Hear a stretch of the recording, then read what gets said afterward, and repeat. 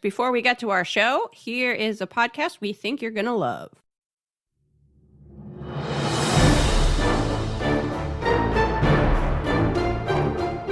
Hello, friends. We are the Ladies of Strange. I'm Ashley. I'm Tiffany. And I'm Rebecca. Have you ever wondered if Ginny's head really did fall off when they removed the green ribbon? Or if aliens are hiding in the tails of comets waiting to take us away? Or if there's any scientific basis to the Ouija board? Well, then don't risk your search history and join us each Thursday as we discuss the history, mystery, and theory of all things questionable, odd, and eerie.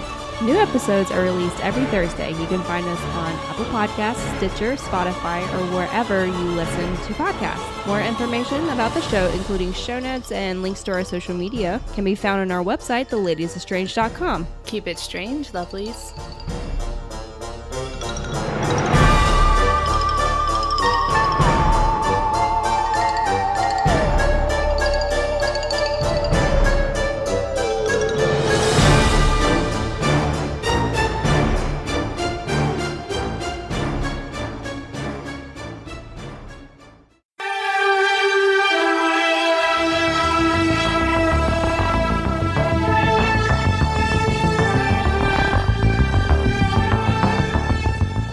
Fa la la la la, beyond belief.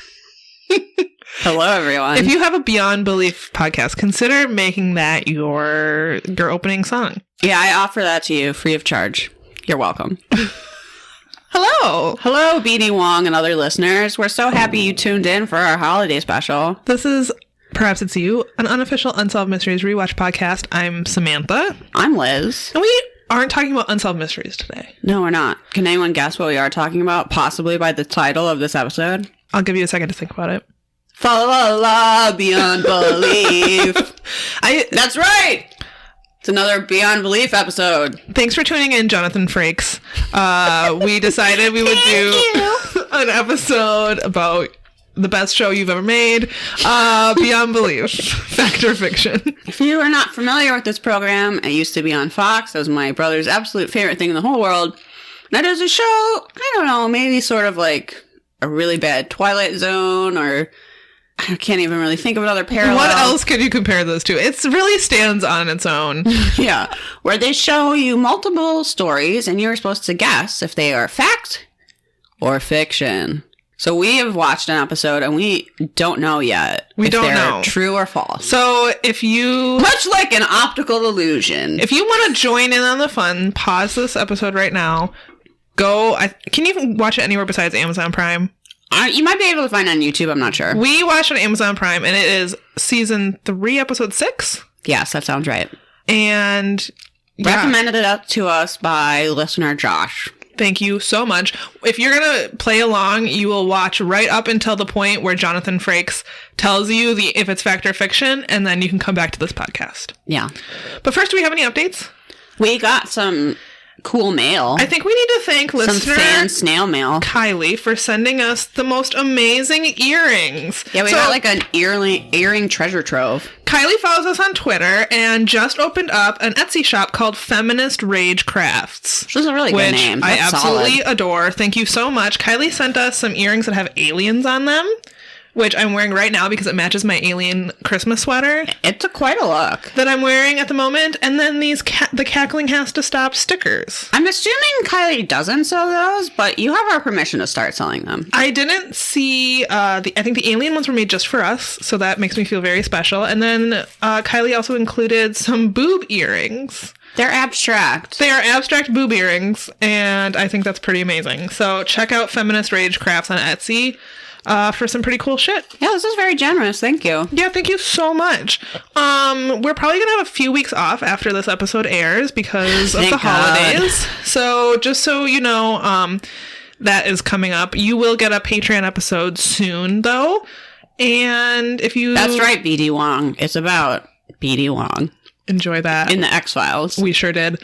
But do you think BD Wong looks better now or then? I say now. I was just about to say now. 100%. It's nice to see baby-faced BD Wong, but I think he's really aged into this has always looked grace. Amazing, but definitely better with time. Yeah, and a much better haircut now also. Oh, that's for sure. But That's probably true for most of us. That's true. Yeah. I was really trying to do a Scully haircut at this time. Yeah. I mean, obviously. Yeah. Of course. Do you want to try one of these gummies? Liz, I just opened my Christmas list gift from Liz, and I got these sour cherry gummies. Yeah, I got And these at they're- H Mart. And they're delicious. I know you like a cherry candy, unlike the rest of the world. This is snack time. The chewy outside, jelly on the inside, and they're delicious. And it claims they have vitamin C, so they're pretty healthy. I think this is pretty much fruit. Yeah. Yeah, it's like fruit picked from a tree. So good. Okay, I'll try one. Samantha got me some mustache peppermints at the Giant Candy Store. At Minnesota's largest candy store, they had a little tin that has an eye, a heart, and then a picture of a mustache. And then underneath it just says peppermints. Really randomly. Finally, for the fan of a peppermint and a mustache. I do there's give a candy. them maybe only 3 out of 5 Robert Sacks, though, because the peppermints aren't shaped like mustaches. Yeah, it's just random. But All right, I'm going to try this now. Oh, I like that. isn't it good? That's It's really like good. the perfect amount of sour, Yeah, which is really, really tasty. I like these a lot. Yeah, I'm definitely going to go through these really quick and need to go get more. Okay. Fa la la la, Beyond Belief. All right, should we jump into this episode of Beyond Belief? Is wild. Yeah, Josh, this was a quality We've recommendation. joked about, because we've requested recommendations for Beyond Belief episodes, and we've been kind of joke about it, like who has a favorite episode of Beyond Belief. This one, quality, Solid. Yeah. quality. Okay, so we're opening. Guess what? Optical illusion. Did you know that sometimes things aren't exactly as they seem? We get You can fancy with look- this optical illusion, though. You can look at something and then look at it a whole new way. So Jonathan Frakes has a white vase, and it is in front of a black background. And he says, a simple white vase against a simple black background? But is it really that simple? Nothing ever is, Jonathan Frakes. And then it points out that thing that you're already aware of, that sometimes the outline of a vase, if you draw it a very specific way, can also look like two profiles. In this case, like two George Washingtons about to kiss. It really does. Take a look. And then he spins it, and Yeah. it's supposed to look like they're talking. It 100% does not No, look it like does they're not. talking. It looks like a spinning vase. Yes. That's not very regularly made. So No. feast on that. Yeah. And then he starts talking about auto racing. Yeah. Just like randomly, and he's by this very old looking console, and he's talking about like technology moves so fast these days. My note is, ooh, buttons. Like, it's supposed to be very fancy. Yeah, he's like, this now out of date console is used for race car driving, which I had no idea that stuff like this was involved in race car driving, actually. No clue. I just thought people drove cars. But Apparently, there's like ways you can monitor the performance of the vehicle. sure. I guess that makes sense, but I've never spent that much time Never thinking about thought it. about it ever, because it seemed like the dumbest sport, honestly. Never Just watched. driving in a circle. Yeah, no, thanks. Okay. So this is about a guy who's apparently named Chipper Dunn. All right. And he loses a race, and he's like, I have to win. I'm a champion. He's very upset about losing that race. So he has to find out what's wrong with his car. And the mechanic guy is like, you need to lay off a little bit. You're pushing too hard. And he's like, you don't win by laying off. What did you think of the mechanic's dirty mustache? I thought it was gross. I didn't even draw it. It just looks dirty. Yeah. Yeah. And the mechanic then warns him that he lost both his dad and his grandfather to the track. And lost them to the track. And I was kind of like, maybe you should work somewhere else. Yeah, maybe. It seems really traumatic. And then Mac was like, it's all he knows. Because I was like, I would not want to work at the place where my dad died. And your grandfather? Yeah. Yeah, no. No thanks. I mean, I guess he's not driving a car, but still. But Chipper doesn't give a shit No, he doesn't at all. about what his mechanic and dear friend thinks. Yeah, he's like, I loved him, but I loved winning more. I wrote that down. I'm like, okay, some things are important in life, but like other people, I mean, okay. I was kind Chipper. I was kind of hoping they would start a romance Ooh, that would be a plot twist. But that didn't happen. But just the way he was like, I loved him. But I think you're supposed to think he loved him kind of like a dad. I think so. Not as like a hot lover. But he doesn't love him as much as he loves winning. Well, this guy's got his priorities warped. And then he thinks, I didn't know it then, but I was about to take the ride of my life. Oh, yeah. I think they had to, by law, include that, Ryan. So he decides to take the car out on the track to test it and see what's wrong with it. And he says to the mechanic, basically, like, I pay you so this stuff doesn't happen. And the mechanic's just like, do you want to fire me? And he's like, no. Because he loves him, you know? Yeah. But it's kind of right. The mechanic did kind of fall down on the job. Well, the car didn't go fast enough. Yeah, That's how cars work. They also are communicating via headset, but it keeps, like, going in and out. It's not working very well. Yeah, this just like the console car thing at the beginning is what the mechanic is and his, like, I don't know, other people on the staff are sitting in front of while he's racing this car around the track alone. I assume this was going to be during a race, but he's just on the track alone. I think they could only afford to get one race car. Makes sense. Because the footage we see at the very beginning of him losing the race is clearly just file footage. Yeah. And it's grainy and it's not shot with the same cameras as the rest of the That's a really good show. point. So they were like, look, we can rent this track and one car for 1 hour and we've got to make these shots count.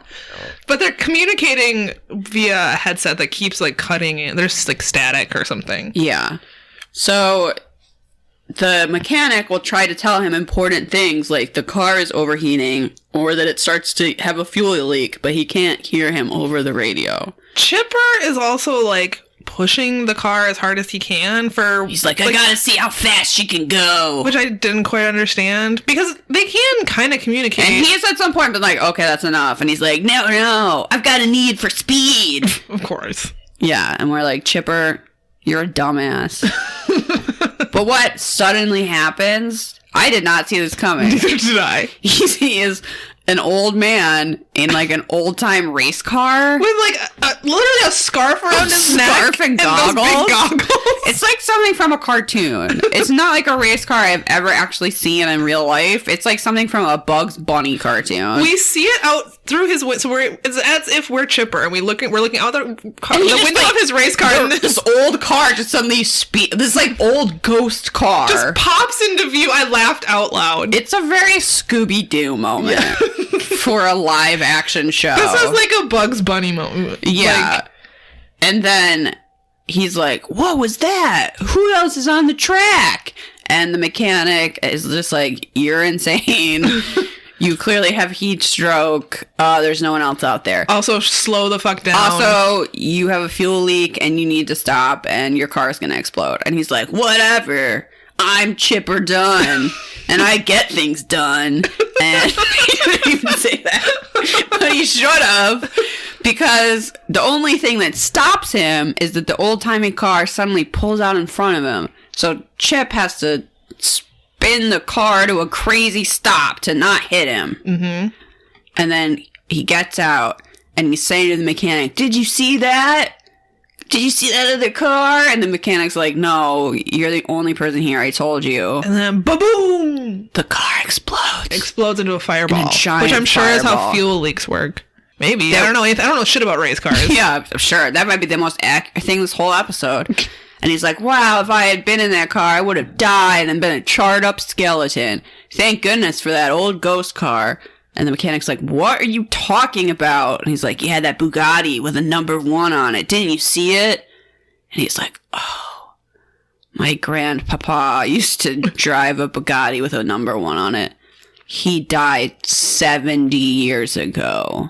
Ooh, spooky. So that ghost car saved his life. Uh-huh, uh-huh. Does Beyond Belief just recycle these stories? Kind of where a ghost saves someone's life and it's like... They come up with different scenarios. Wasn't it an airplane the last time we did this? Yes. It's like the same story. It's very similar.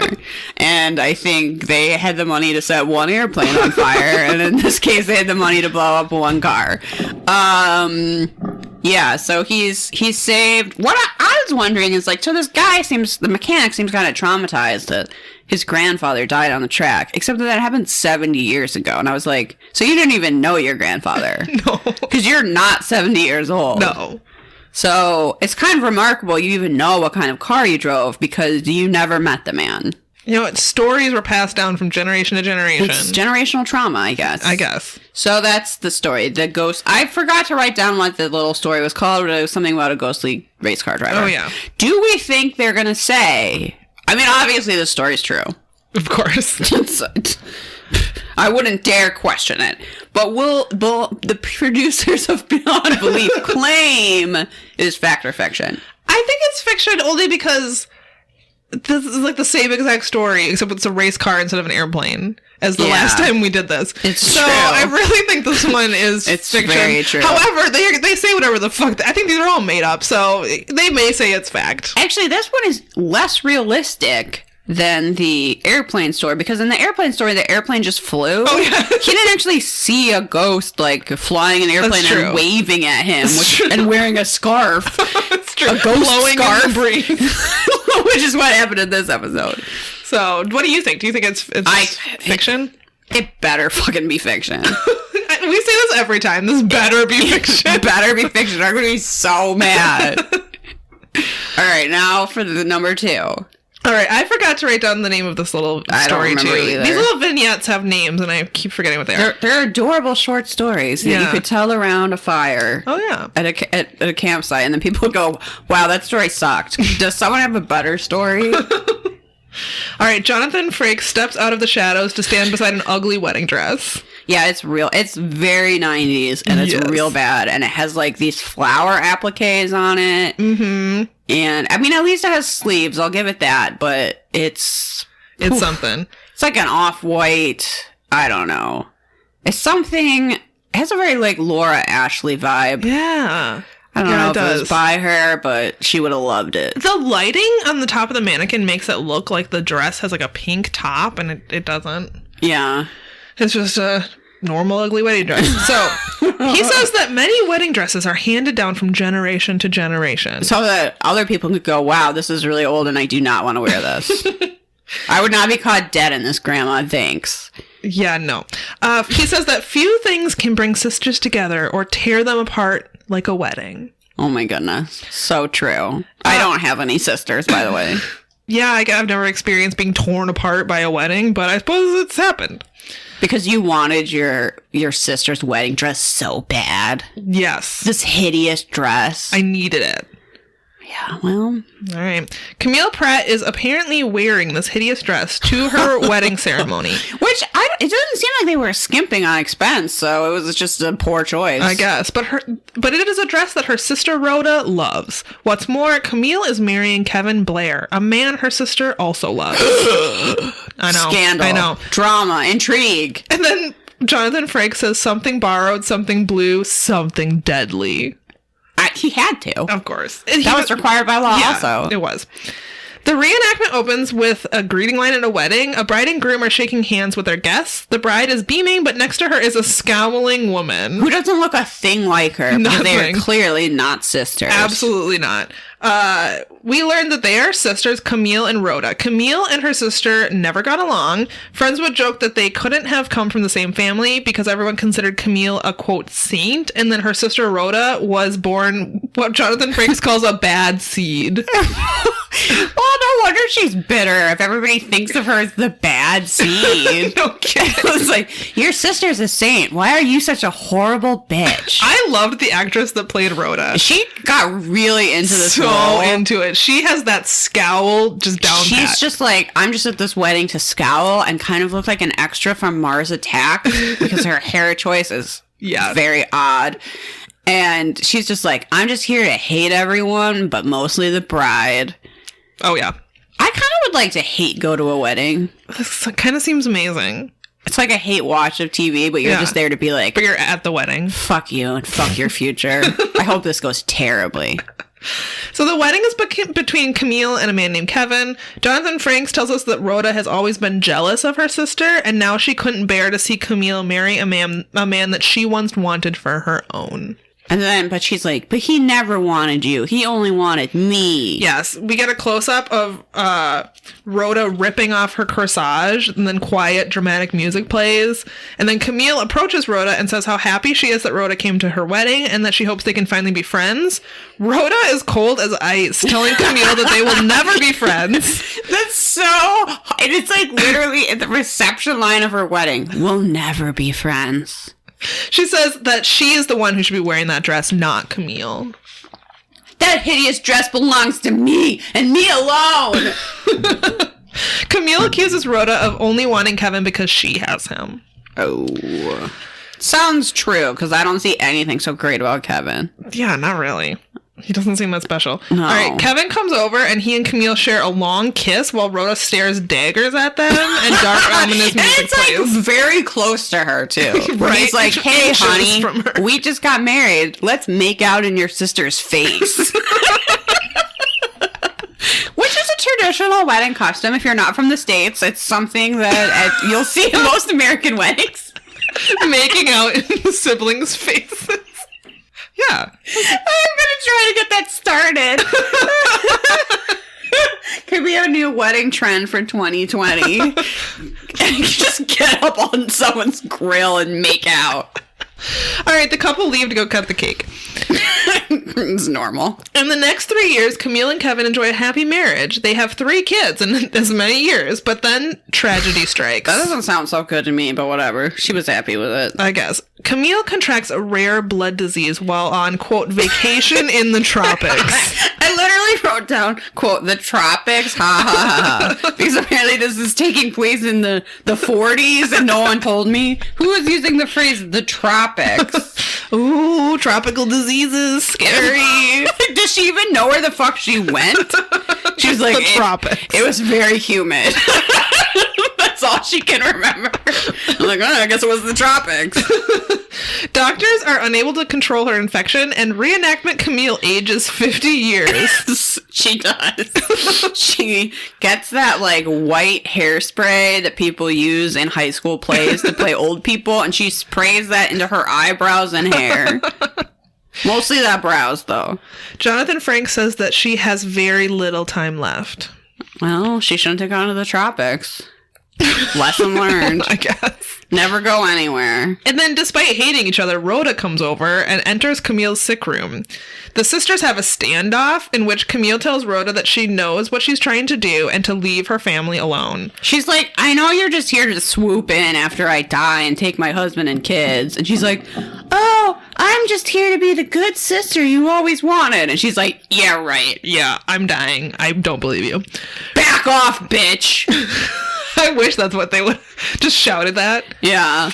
Rhoda says, just rest, Camille. Kevin and the children will be in good hands. Oh, And then she leaves. ice cold. And then Camille dies. Shortly after Rhoda's visit, she passes away. Her last wish was to be buried in her beautiful wedding gown. Does anybody request that? No, that's fucking weird as hell. It's like, I guess, I mean, your wedding is your important day, but Look, she spent a lot on that dress and she's getting that Well, money's worth. I mean, that is fair. I do not fit into my wedding dress, so good luck getting my corpse into that thing. Let's see. Oh, Jonathan Frank says that Rhoda has other ideas. She does. So, in what looks... Scowling, glaring, Yeah. moping, It's pretty much all she does. being a huge bitch. That's on her to do this every day. Being a huge bitch. She checks it off at the end of the day. Be a huge bitch. Done. Good for me! Mission accomplished! I've been so productive. I'm gonna start putting that on my to-do list. Be a huge And bitch. at the end of the day, I'm like, was I really a huge bitch, though? Or was I just an average bitch? Damn it. Oh, I'll just push that one into tomorrow. Yeah. You gotta be flexible. Yeah. All right, at what looks like the funeral or visitation or something, Rhoda asks to be left alone with her sister. To fucking steal a dress off her corpse. Once alone with her, she removes the dress. I have a question mark after that. Jonathan Frank says that she switched it. So not only did she, like, just pull the dress off this corpse that's in a casket, but then she put a different dress on her. I'm pretty sure they cut the back of the clothes to put bodies in it. Yeah, you would think. Maybe not, but I think they do. It's just so it looks okay from the top. Yeah, you don't need to see the back. Yeah. I don't know. The reenactment of her trying to, like, shimmy the dress off with, like, the corpse still in the casket. And not unzipping anything? No, she's just like yanking on it. And she's like at her head, like pulling on it. There's no way that's gonna smell good. No. Or How long did that take? are these sisters exactly the same size? Apparently. They're not. I don't know. They don't look alike. I don't know, but it gets weirder. After Camille's death, Rhoda, quote, practically moves in with Kevin and the children. This is a sign to me that Kevin is not a great catch. Is that his wife dies and her evil sister is suddenly around all the time, and he's like, "Well, I didn't want to cook, so this is fine." Yeah, the scene is she's like making a cake and she lets him lick the spoon. She is making frosting that seriously looks like red Play-Doh. It looks disgusting. And he comes in and says like, something smells great. And I was like, frosting? But I guess the cake is in the oven. Oh, yeah. But that frosting looks Terrible. atrocious. It looks terrible. Yeah, I thought you would like to lick the spoon and then make out with me. Your dead wife's evil sister. And Rhoda says, Kevin, it's been 6 months. What the kids need is a full-time mom, and what you need is a full-time wife. I don't even know what that means. A full-time I think it's supposed to be wife. sexy because then they proceed to make out. It's been 6 months is a long time after your wife dies of a sudden tropical disease.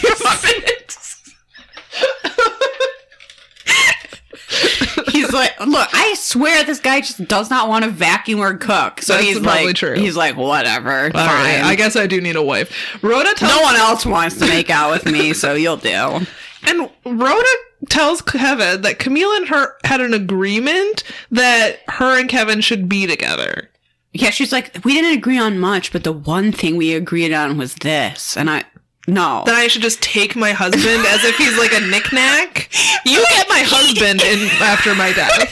That he gets no say in that. And also, if this guy knew his wife at all, he would be like, no, she fucking hated you. There's no way she agreed to that. But he's just like... Apparently he's clueless. He's just like... We see how clueless he is I'm later. sorry, this house doesn't dust itself. Goddamn, I need a full-time wife. So Rhoda and Kevin are married, and she decides to wear the same wedding dress that she took off her dead sister's body. Which everybody saw at the visitation, by the way. Or at their wedding, probably. It was 3 years ago. It was 4 years ago. But like 6 months earlier, everybody just saw this in a casket. And now it's on her body. And nobody's going, hun, isn't that your dead sister's dress that she was supposedly literally buried in? And she's like, oh no, I just got the same one. Yeah, it's kind of bizarre. Let's get this wedding over with.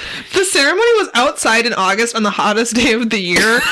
Rhoda is sweating profusely and panting, and everyone just continues the ceremony despite the fact that the bride is noticeably suffering and clearly about to pass out. And Kevin is just whispering to her, like, during their own ceremony? She gets up to the altar, and he thinks that's a good time to be like, that dress looks familiar. I mean, I guess Wasn't that my dead wife's dress? Well, we're supposed to go, he's a man, he doesn't know dresses. Even dresses that have distinctive flower appliques on them. That his bride wore 4 years ago. It was buried in! He cried over her casket and saw this dress. And he's just like, hey, I know I'm supposed to tell you you're a beautiful bride, but you are sweating a lot. And also, that looks like a dead woman's dress. Rhoda tells him that it's a coincidence. But she also was like, oh, huh. Like, she wouldn't know. Like, she wasn't at her sister's wedding, which she was. Or at their funeral. Or at the funeral, which she was. Or that she didn't shimmy that corpse right out of that dress, which we know she did.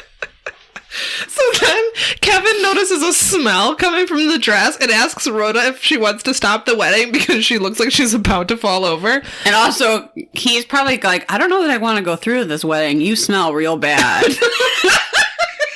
You kind of smell like a corpse, Rhoda. She tells him it's her perfume. No, it's just my usual perfume. Uh-huh. Does your Eau de corpse. Eau de corpse. That needs to be a coloring sheet. Just a perfume bottle called Eau de corpse. Everyone in France is wearing this. It's very trendy. Anyway, she says absolutely not. But then just as the minister says, till death do you part, she falls over and dies. So are they married when she dies? They never kissed. I don't think that's legally how weddings work. You have to kiss at the end? Yeah. Well, it's if they they don't sign the certificate till afterwards. Usually. Oh, that's true. So probably they're not. So legally probably married. they're not. The coroner determined that her death was caused by a combination of extreme heat and an allergic reaction to embalming fluid. No! That's it. Obviously, you're supposed to think that her sister's ghost, like, killed her. Yes. Because at the very beginning, Got her Jonathan with Frakes says ghost trickery. that this is a case of murder. And you obviously think that Rhoda kills Camille, but that's not what happens. Camille kills Rhoda from the grave. with allergies. A powerful weapon to be used against anyone. Okay, do you think this is fact or fiction? Oh my god. I think This they're gonna... better be fiction. This better fucking be fiction, but I think they're gonna claim it's fact. I bet they found someone who died on their wedding of heat stroke, and that'll be enough Yeah. to claim that one's real. Yeah, okay. Okay, now we go on to one that's very real. It's so real. It starts with Jonathan Frakes talking about the moon. Uh-huh. That man has walked on its surface, but much of it still remains a mystery. Yeah, we've only been there once. That we've mapped its craters, but do we really know Do we? everything about the moon? What powers it holds? The source of the words lunacy and lunatic. Oh my goodness. Oh, seems So kind now- of ableist, Jonathan Frakes, but okay. Look, he just reads the lines. Well, that's true. He doesn't write that He shit. doesn't write it. He showed up, cashed that check, and went home. So now we meet a man who fears the moon. Oh. Why does he fear the moon, Liz? Oh, it's because he's a werewolf. I'm sorry, what? No, he's a werewolf. I'm sorry, he is a werewolf? Yeah, he's a history professor. Oh, okay. And he went to Romania, Is that where you become a werewolf? apparently. And we see him get attacked under the full moon. So he is in the loony bin. Wait, okay, I don't know much about werewolf lore, but is it like a zombie? Like you get bit by a werewolf, you become a werewolf? I think so. Is that how it works? I don't really I know. don't know shit about werewolves. Where's my mom right now? I was just about to say, has your mom read a werewolf romance? I know for Multiple? a fact she's read like 100 of them, and that was years ago, so it's probably more now. My mom has read so many werewolf romance novels that when she told me this, I started laughing uncontrollably, and the people next to us having tea just threw down money on the table and left. Because I was laughing so hard. That's how many werewolf... She knows a ton about the lore. Oh, we're gonna have to ask her and we'll report back. But anyway, so this guy, I didn't even write down his name. He is the most average looking dude, and he has a mustache. I drew right here. That's kind of spiky. I call that the classic. It literally just looks like a mustache. Okay. There's nothing distinctive about it It at all. did sort of look like the mustache on your peppermint tin. Yeah. Very basic. So he is in the loony bin, and a new doctor comes to talk to him, and he's explaining in the most casual voice you've ever heard. So, Doc, I'm a werewolf. I'm sorry, you're what? I'm a werewolf. See, what happened is I went to Romania. Enough said. You think you're a werewolf? No. I'm a legit werewolf. I was in Romania. I saw a full moon, and then I was attacked as seen in this horrible reenactment. You were attacked by a werewolf. Yeah. I'm sorry, what point of my story was not clear? He's so casual about this. It's like he was telling this man what he had for breakfast. He's like, so I'm a werewolf, and You know how you become a werewolf when you go on vacation in Romania? yeah, That's tale what as old happened as to me. time. That's what happened to me. And the doctor's just like, uh-huh. Uh-huh. Yeah, and he's like, so when was the next time you remember turning into a werewolf? And he's like, oh yeah, funny story. So I was at the school where I'm a professor, and I was walking to class, and I remember looking up and seeing the full moon. I started to howl uncontrollably, scaring many students. The next thing I knew, I woke up in jail for assault and battery. Oh. Yeah. So he blacked out. Yeah, he can't remember. Okay. That's also part of the werewolf lore, though. Okay. You don't remember what you do as a werewolf. You come back in as a human and you're like, oh no, what have I done? Sure. We learned that due to his multiple arrests for being a werewolf, he's eventually fired. That's against the law. Yeah, I mean, you're under arrest for being a werewolf. it's one of those old laws that's like still on the books, and they have overturned it. Like, it's illegal to have a whale in Kansas or It's a whatever. little discriminatory to be arrested just for being a werewolf. I mean, this guy chose to go to Romania. That was his choice. He knew what he was getting himself into. And what was he wearing? Have we thought about that? Maybe he was just asking to be turned into a werewolf. A werewolf saw him and he was like, look at that stash. That guy would make a great werewolf. What's funny to me is this guy is like not burly or hairy. It's just like an accountant or just like the most normal average guy. And he's just like, also a werewolf. hey doc, I'm a werewolf. Look, it could happen to anybody. It's true. You could go to the tropics and get a disease. You could go to Romania and become a werewolf. This show is very anti-travel. Okay, so after being fired for Professor due to his numerous assault and battery arrests, which, I mean, yes, that's probably going to happen, he moved to New York, where he started working at the library in order to have access to rare manuscripts. Does that have to do with being a werewolf? Yeah, because he wanted to learn about werewolf things. Got it. This is before the internet. And then the doctor was like, all right, but what do you want me to do? Which I'm sure is like how you would counsel someone who wanted to be a werewolf. Sure. Or thought they were a werewolf. Yeah. You would just be like, why is this my problem? Doctor, this man clearly needs help. Maybe you should help him. Like, all right, so you're a werewolf. What the fuck do you want me to do about it? And he says, I want you to keep me alive. Well, there's a really big problem that werewolves have. Yeah, we didn't know about this. Which is that during an eclipse of the moon, they apparently die. Werewolves die. We have a lot of fact checking we need to do with your mom. So, while working at the library, he was able to get this rare book from Romania because he was looking for his werewolf facts. Mm-hmm. And in the book, he learned this thing about the eclipse, and I have a lot of questions. Because lunar eclipses are not that rare, and also, not the whole world sees a lunar eclipse at the same time. It's not like the solar eclipse. I don't understand this whatsoever. So I was like, okay, lunar eclipses are not that rare. Wouldn't there just be no more werewolves? How is he tells us that there's a way he can be saved. If he's not exposed to the eclipse, he will not die. There's a loophole. I don't really understand what you're exposed to. The light of the moon not being there is no light. That's why I'm confused. You're exposed to the absence of light. But do they die during a new moon? Oh my god. How is that any different? It seems like the lack of moon I'm sorry, is what Samantha, kills them. did you not understand the word eclipse? Okay, you're right. It's very dramatic. I'm sorry. All right. Can I continue, please? That's a very true story. That's clearly fact. So, what this man wants is the doctor to get him moved to a windowless room so he will not be exposed to the lack of moonlight. Okay. Which you might think is the day, but no. Or wouldn't it be the same, though? If you're in a... I don't understand this whatsoever. If he doesn't see the eclipse, he'll be fine. Okay. Let's go with that. Got it. So then the doctor goes to the director of the loony bin and says that he wants to move this patient because his delusions are so deep that he may hurt himself thinking he's a werewolf.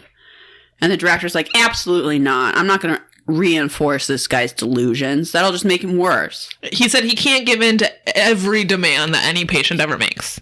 You know what? It seemed pretty valid. I'm sure they probably do make a lot of demands, and you probably can't Yeah. acquiesce to all of them. Yeah, I would be demanding all kinds of stuff. Sure. Where's my all Nutella breakfast, I'd say, every day. And they go, we just can't give in to this anymore, Liz. Quiet down. So, for some reason, that means the doctor has to go tell him he can't move him to a windowless room instead of just, like, not doing it. And apparently he has to go in the middle of the night. Yeah. And for it being an eclipse, there is so much moonlight Whoa. streaming through this window. You would not believe how bright that moon It's is. bright as day with moonlight. Or what a great vantage point this guy always has of the moon, as if it's not in different, No, it's shining through only this window. only this window all night long. It doesn't No, that's how the moon turn works. with the Okay. It's moon. Is moon. It's the mysterious moon. We know so little of its mysteries. So the doctor offers to stay with him, which I think is very nice. Yeah. He's like, look, I couldn't get you moved to another room. I'm so sorry. But how about I stay with you? And the werewolf says, it's not safe. It's not safe for you here. Because he's obviously about to turn into a werewolf. So he goes up to his little window, his little barred window that's got so much moonlight pouring through it. And he hears the howls of the wolves outside. Oh, no. And then we cut to that he's dead. Yep. He's died. He's died. Of, quote, natural causes. But the doctor's unquote. like, I don't know about this. Yeah. I'm going to go check out his room. I'm going to go look at his room for some reason. And he looks out the window, which I think still has the moon in it. Of course. It's a long night, guys. And then, but here's the twist, everyone. Are you ready? Are you sitting the fuck down? Because when he closes that door, it's covered in scratches. It's and gouges. blood. Yes. He's scratched Because at it's the been door. attacked by a werewolf. Mm-hmm. Or Jonathan Frakes comes and somehow with a straight face, because this man is a professional, is like, so was this true? Was this man a werewolf? Is that why we have werewolf legends? Because werewolves are real? Or is it just a dude who thought he was a werewolf? Or did we just make this whole story up to fuck with you? Questions. Okay, I somehow think they're going to say the story is true. I think they're going to say the story is true. And that the guy just really thought he was a werewolf. I think that's true. There apparently is a manifestation of schizophrenia, I think it is, where you can believe that you are an animal. And I've heard of cases where people have like locked themselves up because they're afraid they'll turn into a bear or something and hurt someone. So that could be the origins of the story. However, the actual scratches on the door is very puzzling. On the metal door. And I don't think that ever happened. So do I think there's probably been people who thought they were werewolves? Yes. I think that's maybe even the origin of the werewolf myth. I'm not really sure. But I don't think this I don't think this happened. I think it did. Well, I think they're going to say it did. I think it really did word for word. I think that guy really had that mustache. I think that doctor was that casual. I think everything about it. Pure fact. This was just like a documentary. Okay, we're down to my favorite one. This is your favorite one? The last one is my favorite, but this one's really good too. Yeah, this one is something. I think this one's called the Icebox. I believe you're correct. All right. I know that's really the star of this tale. Yes, perhaps the whole episode. Jonathan Frakes stands surrounded by valuable antiques and waxes poetic about whether our current appliances will once evoke memories of yesteryear. I mean, I guess, yeah. They probably will. Yeah, sure. You can hold your old flip phone. And go, oh yes, those are the days. Original Razor. Yeah, if you had one of those baby fat flip phones, man, oh man. I thought I was the coolest because I had one of the ones that you could like flip on its side and push open. It has the full keyboard. Oh, that was the shit. Oh man. All right, the story opens with narration by the wife of Dr. Edwin, who says that her husband was an excellent doctor, but lately had been seeing fewer and fewer patients. Okay. She could sense that he was getting depressed, so she recommended that they take a road trip to cheer him up. Something that he loved to do. All right, that seems fair. I mean, he does kind of seem at retirement age, so I was like, maybe it's just time for him to retire. Yeah? Doesn't he have all that doctor money? Yeah, I would assume so. So we see the two pull up to an unassuming building in the middle of the forest. Yep. Edwin is grumpy and asks his wife why she wants to go into a place that looks more like a junk shop than an antique store. Oh, judgy. She convinces him, and the two walk past some men digging near the shop to enter the store. What are they doing? Literally just digging. Just like, digging a hole. It's like doesn't look like a project of any kind. It's just like, let's put a hole here despite how hot it is. Edwin remarks that he can't believe anyone could work outside in 115-degree heat because they were apparently in the midst of a record-breaking heat wave. Which is a great time to dig holes for no reason. To dig a hole. Inside, they discovered that the store was really filled with dusty old junk, and they're greeted by a very enthusiastic man who calls himself Danny Mac. Yeah, why did we even need to know his name? No idea. He's like, "Hi, I'm Danny Mac. Welcome to Danny Mac's Antiques." Which is just like a dusty warehouse with very few things in it. Yes. So Danny apologizes for the heat because his power is out. Edwin asks him for something cold to drink, and he's like, "No, I said the power was out. Yeah. We don't have anything. We For don't a have doctor, refrigeration." you're a real idiot. But he does offer him some homemade lemonade made from lemons just grown outside. It's not cold, but he said at least it's wet. I wish I could go to an antique mall, as I often do, and been offered homemade lemonade. Be pretty amazing. Also, that's weird he's like, well, maybe they'll have cold beverages in there. And I was like, at the antique mall? Known for their cold beverages? Yeah, that doesn't make much sense. So Edwin's wife... That part, fiction. Fiction. Definitely Clear fiction. Edwin's wife is very insensitive about his depression and hassles him about his mood. She asks him to at least pretend to have a good time. It's a very accurate depiction of marriage. I did this trip supposedly for you, so could you just act like you're enjoying it whether you are or not? Please. Pull yourself together. You're a grown man. You're acting like a child. Exactly how this reenactment went. Mm-hmm. Edwin is looking depressed and broods over his iced tea until he suddenly sees an antique icebox. He excitedly runs over and tells his wife about how his grandmother refused to get a refrigerator, and how at 8 years old it was his chore to carry ice from the icebox to his grandmother's house every other day. Because brothers couldn't be trusted to do it. He was given the chore by his mother, who knew his brothers weren't dependable. Yeah, so it was very important. Yes, and it was so important that it's the reason he became a doctor. Yeah, it's a classic tale. Mama trusted me with a block of ice. So I can be Ipso trusted with facto the lives of other humans. Doctor. Also, Yeah. what kind of doctor is he? Doctor. Just doctor. Yep. Just doctor. Specializes in doctoring. Yeah. Okay. Mm-hmm. And ice loving. Yeah. Look, it was very important. Danny Mac offers them a great deal on the icebox because they clearly are interested in it. But Edwin suddenly loses his good mood and sullenly declines. On their way out... I mean, in a way, it's like, what the hell are you going to do with that? They were driving a tiny convertible. Yeah, so they're not... Yeah, they Just good take point. a giant icebox. Where were they going to take that? Throw it in the back? I don't know. Why? What were they going to do with it once they had it? Keep ice in it? I doubt it. Put his patient files in it? Sure. On their way out, one of the workers rushes to them, calling for help for his partner, who'd passed out from the heat. Edwin springs into action, because he's a doctor. He's like, get me my bag, wife.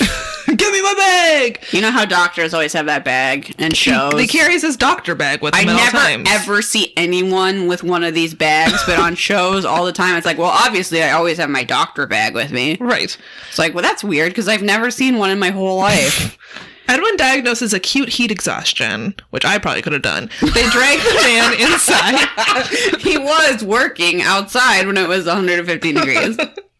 They drag him inside and Edwin demands ice to cool the man down. Because, again, he's an idiot and he doesn't remember how refrigerators work. Danny Mac says, I told you, we don't have power and it's hot as Hades, is what he said.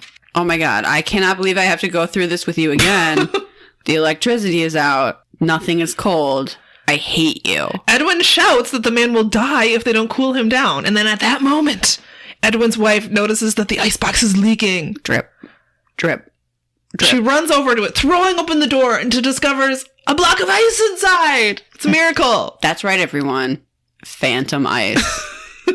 It's even more of a miracle because I know what you're going to say. they have enough ice suddenly when they break it up to fill an entire bathtub. To fill like a gigantic old clawfoot tub that This they is- put the guy in. Like a 1 foot by 1 foot block of ice. She opens it up and she's like, honey, there's ice in here. And he's like, what? Why are you talking, woman? And she's like, look, I found ice, the thing you need.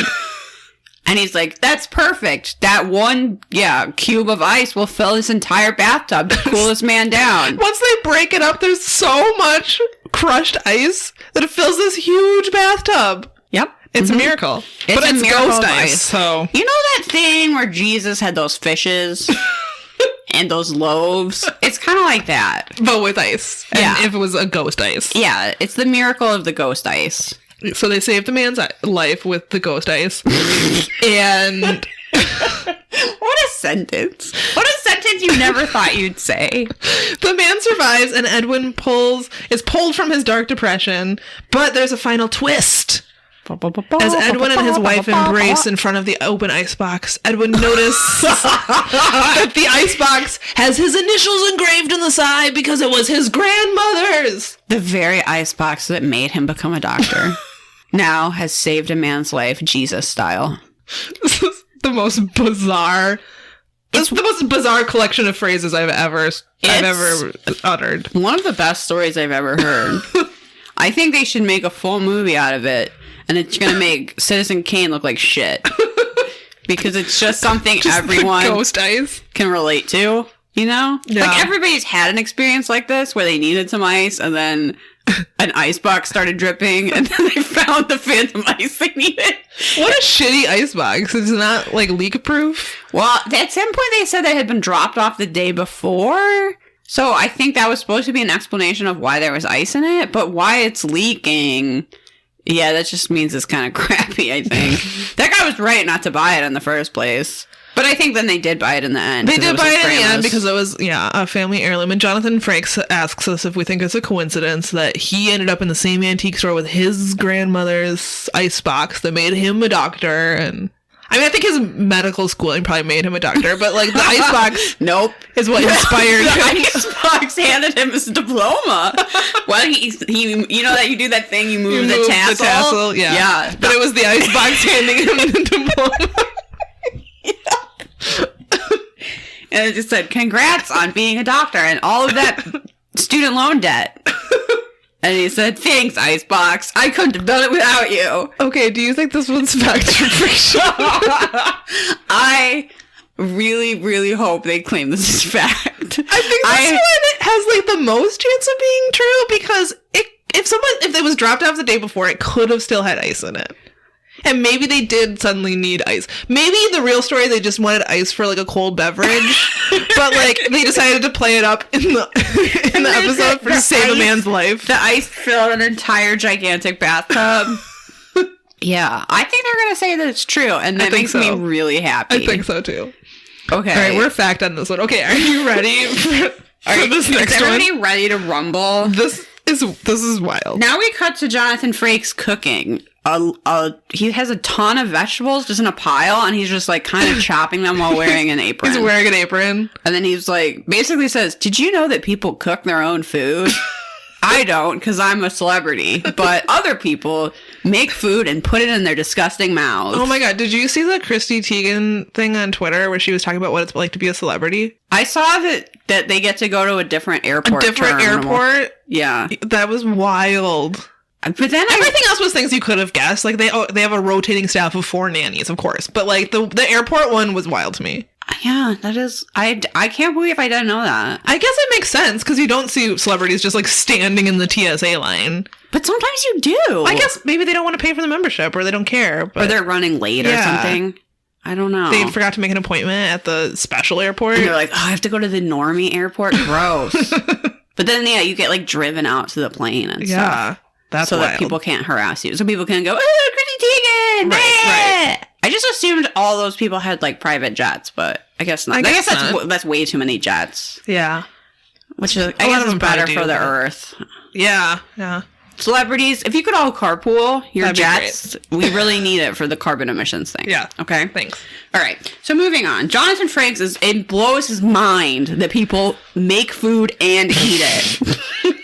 And he thinks we'll really relate to that experience when he tells us the story of The Gathering, which is about 4 women that get together once a week he says to cook and trade recipes, but what they're really doing is playing cards. They trade no recipes. Yeah. So he immediately lies to us for no reason.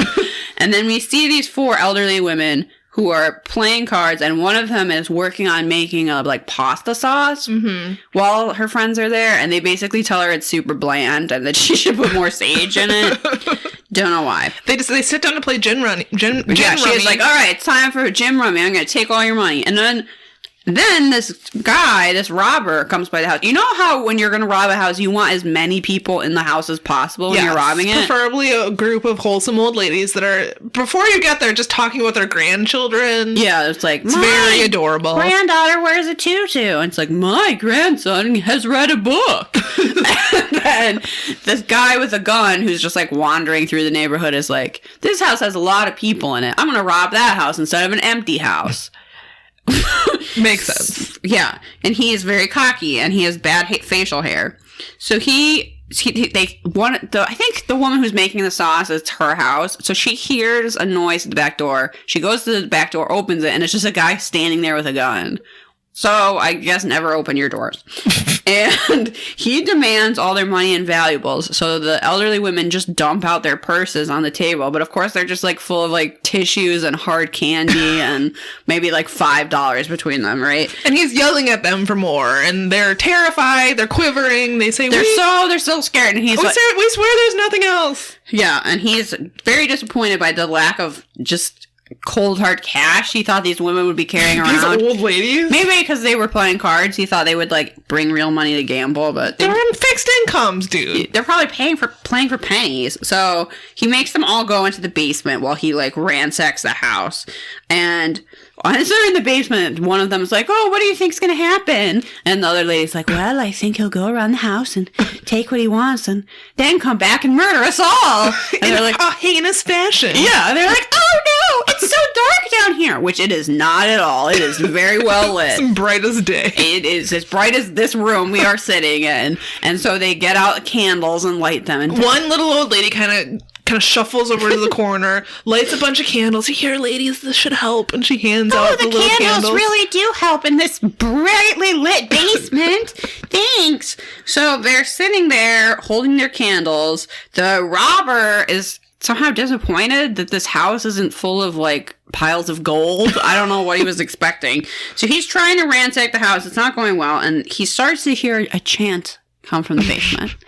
The old ladies with their candles begin to chant. They're down in the basement and they're like, oh, ladies, let's just hold hands. This will help us get through. We're so scared. We're so scared. We're going to all hold hands. So they put their candles down and they're kind of surrounded by the candles now. They all grab each other's hands and then they start, oh, spirit of darkness, now is the time. Bring us justice from this crime. Oh, spirit of darkness, now is the time. Bring us justice from this crime. And they chant it over and over again. And suddenly you realize that they're hexing their robber. The robber trips on a broom. And then sauce gets everywhere. He like the hot marinara sauce falls on him. And then like the chandelier from the ceiling falls. No, it's the like thing to hang pans on. Oh, that's right. This used to be very popular. I haven't seen this in a long time, but you would like over your kitchen island, you would like hang all your pans so people knew you owned pans. I don't know. But then all the cast iron pans fall on him. And then we see that the women in the circle have a glowing pentagram in the center. And this whole time they're chanting this. As you're seeing him like Three Stooges falling. Darkness, now is the time. Not the marinara. Hot sauce. You didn't put enough sage in this. It's like so upset. And then apparently a neighbor like heard the commotion and called the police, which is a terrible reason to call the police. And don't do that. And then the police found him like knocked out under some pans and the women still in the basement. And they're like, we don't know how that could have happened. But sweet old ladies, but mysterious things often do happen when we get together. Wink, wink. Because they're satanic witches. This is fucking amazing. This was the best. This is how this is a true story. It's weird. It's actually a vision of Samantha's and I future. We're gonna, when we retire to Anoka, Minnesota, the Halloween capital of the world, and we get an old Victorian style home, and we just pretend to be ghosts the whole time. Yeah. We're gonna have all of our old lady friends over to hex people. Satanic. I guess it's satanic, but it's also witchcraft. I'm not really sure how that works, but whatever. We're gonna hex people with marinara sauce. Yeah. So think about that. And when you do us wrong now, we might wait decades, but we will get back at you. And We forget nothing. Marinara, yeah, it's true. Joffrey, looking at you. I know Yeah. you don't listen anymore because of the cackling, but you got it coming. We're gonna hex you with some marinara sauce. That marinara sauce is gonna overboil. You better believe it. It's gonna your marinara sauce is gonna be forever bland. You could dump a whole cup of salt in that, and people are gonna think it is the most bland sauce they've ever tasted in their lives. That is a horrible hex. It is. Good luck with your Especially in Minnesota where you mozzarella- eat spaghetti for every other meal. good luck with your mozzarella sticks, Joffrey. Nothing will make them seem less dry. No, make all the garlic bread you want, Joffrey. Your marinara is gonna be disgusting forever. It's just gonna taste like ketchup. Have fun with that. I know this is true because this is our future. This It's is a amazing. vision. This It's is a amazing. vision of the future. Did you see the twist coming? No, I didn't because it's so weird. And then I was like, oh, I should have seen that coming. When they start chanting, I was like, what the fuck? And then you see that pentagram, and I was like, this is somehow possibly even better than the Phantom Eyes. The actresses, these old ladies, do a fantastic job. They really sell that they are just sweet, unassuming little scared old ladies, and then all of a sudden, witches. Yeah, I loved it. It's amazing. I loved everything. Again, this should be a feature-length film. So you think this one's fact? Yeah, I know it is because it's... But it hasn't happened yet. Sure. But it will happen. Okay. So... Okay. Before that was the last one. Do you have anything else to say, or should we run through them? Okay, yeah, And let's what do we a think? quick run through. All right, the race car we think is fiction. Better be. The race car one we think is fiction. What was the other? Okay, the The Werewolf. sisters. Oh, Sisters. the sisters. The sisters, the embalming fluid allergic reaction. I think they're going to say that's true. I think they're going to say that one's fiction. Okay. So we have a... Fine. We don't agree on that one. The werewolf. I think they're going to say it's true. They better not. I'm going to be so mad. The icebox. True. It's the truest story I've ever heard. I think Okay. we can all relate to that story. I think maybe it's they- something that's happened to all of us. They might say that one is true. And then the witches. That's 100% true. 100% true. So we It's think the that most story of of my- these are going to be It's the true. story of my life. So, all right. I just need to pull up this episode. It's up to you. Oh, okay. Thank God. Which is which? You'll find out which of our stories are fact and which are fiction. Liz is doing an excited dance. This is the moment of truth. Returns. Remember the time we did this and you were so mad that you said you wish you were dead? Stories are inspired by actual events, which are totally made up. Let's look back at the story of the race car driver whose life was saved by a ghostly apparition. The ghost car. Okay. See the car. Oh, it's driving. Oh, there's the ghost car. Guys are scarf waving. flapping in the scarf wind. is flapping in the wind. Chippy, or whatever the hell his name was. Chippy. Swerve out of control to save his This life. story possibly happened. No. According to our research, it happened to a driver on the West No! No! According to their research, Liz. That's facts. Unpredictable Crohn's symptoms following you. For adults with I have to learn about Crohn's disease. Stelara works differently. Finally. How about the story of the battling sisters who fought even after they were separated by death? Do we think this is going to be true? Who fought even after they were separated by death. I think this is going to be fiction. I kind of think it's going to be true. But the stupid race car one was true. They can't all be true. That's true. That's a good point. All right, fiction. Kevin should be marrying me. Kevin doesn't love you. Kevin should be marrying me, a stone cold bitch. Because I have him. We've both really overplucked our eyebrows, and we're going to regret it later. Styles change. Not poor Camille. She died of a tropics disease. According to published reports, this one was inspired by an actual event. According to public reports. That is What no. public report, What? John? Show me us. the paperwork. Who believed he was cursed as a werewolf. You can tell he's having a little bit of trouble talking about the werewolf one seriously. Oh, it was called Eclipse, everyone. I know you were wondering. Of course. I want you to keep me alive. It's even worse than I remember. You're going to die? Yes. You may think it's strange because death would bring me peace, but I want to live, Dr. Melbourne. I want to live, Doctor. Life is still precious even to a werewolf. Is the story inspired by an actual event? Yes! Not this time.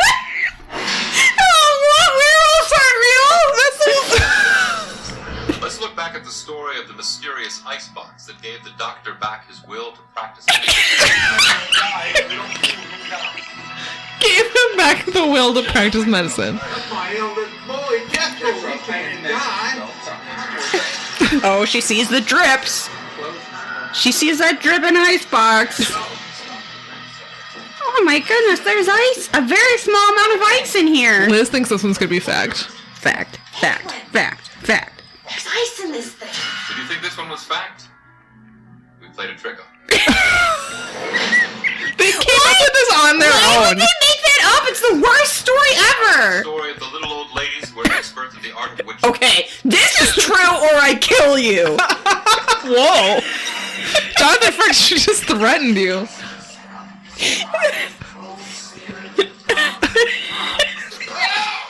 Oh, the robber fell down on the marinara. Witches are chanting in their crocheted vests. What's happening? What's happening? Is it oh no! Cast iron What pans! happened on the East Coast? It's fact. Yes! It's fact, everyone! Take that, East Coast! This happened there! The concept of truth seems to become stretched, distorted, and compromised. Maybe it's time to accept. How is this a show? The category that can best be described as beyond belief. Oh. That's amazing. I honestly am surprised someone made up that stupid icebox story based on nothing because why? You could have written anything. You could have written The a one I story thought about that was formulaic was the one that was supposedly true. the car. Yeah. He Well, could have written apparently- a story about marrying the Loch Ness Monster, and instead he decided to write about an ice. No, that's true. Someone did that. They married the Loch Ness Monster. I'm Oh. making this up. I don't actually know, but I'm Oh. assuming someone's said that they're married. There's someone that thinks they're married to the Eiffel Tower. There's multiple people that thinks they're married to the Eiffel Tower. Well, they are. They had a ceremony. I guess that makes you married to the Eiffel Tower. Yeah. So maybe I'll have a ceremony and marry Ogopogo. But you're not. Well, would that make you Canadian, or would that make Ogopogo American? Wait, is this an amazing loophole we just discovered so I can get Canadian citizenship? Oh, can we both marry Ogopogo? Canadians, tell us. Is that a thing we can do? We can be sister wives to Ogopogo. I think there's more than one Ogopogo because You're right. There was a baby Ogopogo. Okay, there's more than one. We don't even have to be sister wives to Ogopogo. We could just both marry Ogopogos and then be Canadian. Yeah. It's a holiday miracle, everyone. This is brilliant. Follow love. Listener Gary, can we move in with you? Yeah. You got Hey, Gary. You got space in your basement? Put out some trundles. We're coming. The Canadian immigration department is like, but you have to live with your spouse. But you see, I can't survive underwater, so we'll just like have a long distance type of thing going on. That's very demanding. Yeah. How do they know what kind of marriage we want? I can't live with Ogopogo all the time. Yeah, that's. He doesn't want us to be so clingy. He needs a space. He's a lake monster. Well, I think we've learned a lot about ourselves and each other today. Yes, we have. And mostly, we've learned that the line between fact and fiction can deceive us all. It's a little blurry. As it sparkles into the abyss of the time-space continuum. It sparkles like phantom ice. Yes. Because life is nothing but an illusion. And whatever Jonathan Frakes says. Yeah. An optical illusion? Perhaps. Maybe. Every time someone posts that montage of him saying not this time, I watch every single time. Just it's this like little collection of different ways he says no and beyond belief where it's like, not this time. no, that was a lie. And it's always funny to me. It's never not funny. I love it so much. Well, we hope everyone I hope you survived 2019. Yeah. It wasn't a great year. I hope you held in there. I hope you made it through. We wish you the best for 2020. We hope it's the year you find a magic rock. Yes. We hope it's the year you see an Ogopogo and perhaps marry one. Whatever, you know what? Wherever your heart leads you is where we hope that you will go in 2020. Yeah, be your best selves in 2020. Yeah. Communicate with those aliens. Find that phantom ice. If you find a magic rock, please send us some of that through Patreon. Yeah. We would appreciate some of the wealth from your magic rock when you become a strip mall mogul. You have both a candy store, a clothing store, and a movie theater.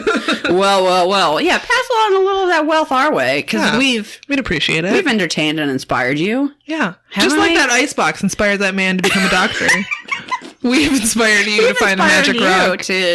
I don't know what we've inspired you to do. Let us know. Let us know, yes. Okay, so we are going to take a couple weeks off. We'll be back in 2020 to finish up season 4. Yep. So if you have a listener story of a paranormal tale, now is the time to get it in. Something happens to you while you're home for the holidays. You're visited by a ghost. Maybe he's in a Bugatti.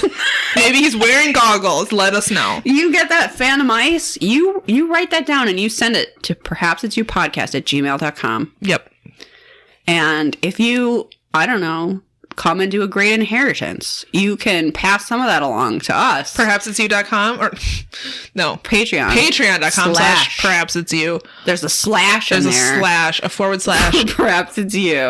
You'll get instant access to a catalog of bonus content, including our episode this month about beautiful babyface BD Wong. Yes, because this is really a BD Wong fan podcast. Yep.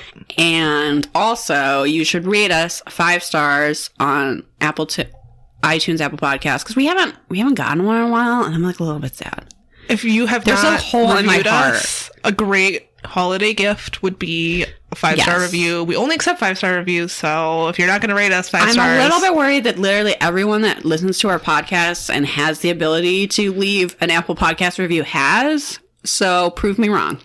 Please. We need some more. Follow us on Facebook, Twitter, and Instagram at Perhaps It's You. We also have a Facebook group that's really nice and allows us to interact with our amazing fans and listeners. Our 5 listeners that just keep growing. Yeah. Thanks for being part of the 5. Thanks for your support this year. We are still weirded out that anyone listens to the show, and it's great. We love it. Yeah. Thank you. Thanks, everyone. Bye. Hug your Mothman. Keep them tight. What? Yep, that's what it is. That's the holidays. Bye. Solve some mysteries, bitch.